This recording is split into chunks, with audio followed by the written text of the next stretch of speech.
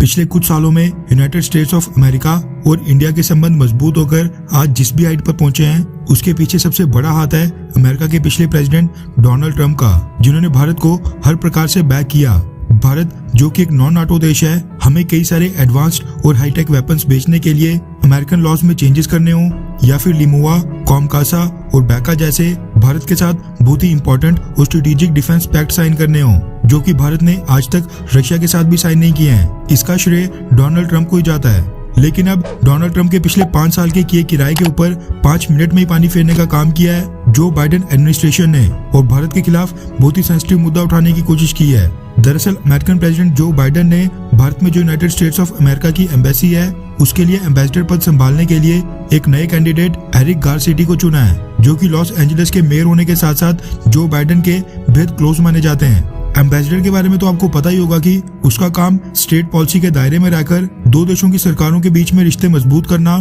Communication को बढ़ाना और डिफरेंसेस दूर करना होता है। ऐसे में जो बाइडेन द्वारा चुने गए एरिक गारसेटी से उम्मीद थी कि वो भारत के फेवर में बात करेंगे, लेकिन उनका कार्यकाल शुरू हुआ नहीं है कि उनकी तरफ से भारत को धमकी भरी स्टेटमेंट सामने आने भी लग गई हैं। और अगर ये स्टेटमेंट कल को सच होती हैं तो फिर भारत और अमेरिका के रिश्तों में दोबारा से डिफरेंसेस पैदा हो सकते हैं, क्योंकि हम सबको पता है कि रिसेंट ईयर्स में भारत की फॉरेन पॉलिसी भी काफी एग्रेसिव हो चुकी है। दरअसल एरिक गारसेटी जब से यूएस एनवॉय टू इंडिया घोषित हुए हैं, वो इंडिया के ऊपर लगातार कई सारी स्टेटमेंट पेश कर रहे हैं जिनको मीडिया में काफी ज्यादा कवर किया जा रहा है। वो अमेरिकन और वहाँ की कांग्रेस के सामने अपनी राय रख रहे हैं कि वो भारत में एम्बेसडर रहते हुए क्या क्या काम करेंगे। बस इसी के ऊपर एक नया विवाद पैदा हो गया है। रेफरेंस के लिए आपकी स्क्रीन के ऊपर एनडीटीवी इंडिया के आर्टिकल का स्क्रीनशॉट है, जिसके मुताबिक एरिक गारसेटी ने सीनेट सिलेक्ट कमेटी को बताया कि वो अपनी अपॉइंटमेंट के बाद यानी भारत में अमेरिकन एम्बेसडर का पदभार संभालने के बाद भारत में होने वाली ह्यूमन राइट वायलेशंस को बहुत ही एक्टिवली उठाने का काम करेंगे।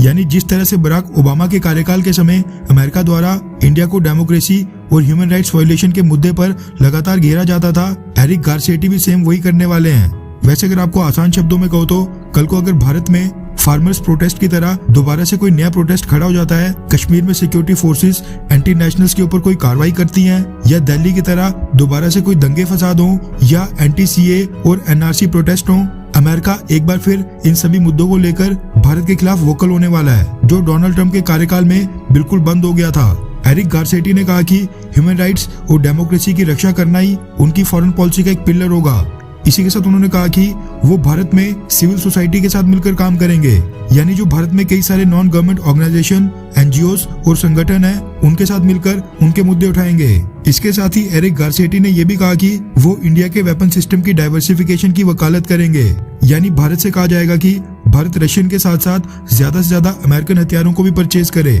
इसके बीच उन्होंने कारण दिया कि क्योंकि अमेरिका को भी अपना डेटा और सिस्टम प्रोटेक्ट करना है। इसी के साथ उन्होंने भारत और अमेरिका के संबंध मजबूत करने और इंडिया की सिक्योरिटी सुनिश्चित करने के भी कई सारी बातें बोली, लेकिन स्पीच की मेन हाइलाइट्स उनकी ह्यूमन राइट्स से रिलेटेड स्टेटमेंट ही रही, जो कि हेडलाइन में कवर की गई थी। गौर करने वाली बात है कि अमेरिका में खुद सड़कों के ऊपर, मॉल्स में, स्कूल्स में, वहाँ पर स्टूडेंट और कई सारे लोग एक दूसरे को गोलियां मार रहे हैं। ब्लैक लाइव्स मैटर का इतना बड़ा हंगामा हुआ था। इसी के साथ रिसेंटली अमेरिकन्स ने अफगानिस्तान में किस तरह से पूरे की पूरी एक इनोसेंट फैमिली के घर के ऊपर स्ट्राइक्स करके सभी फैमिली मेंबर्स की जान ले ली थी। ऐसे में अगर अमेरिका भारत के अंदर ह्यूमन राइट वायलेशंस की बात करेगा तो फिर हमको भी अमेरिका के खिलाफ ये सारे मुद्दे उठाने चाहिए। खैर, वैसे जो बाइडेन के ब्लंडर्स को देखते हुए आपको क्या लगता है कि क्या डोनाल्ड ट्रंप अगली बार फिर से अमेरिका के प्रेसिडेंट बनेंगे, हाँ या फिर नहीं? नीचे कमेंट करके अपनी राय जरूर बताएं।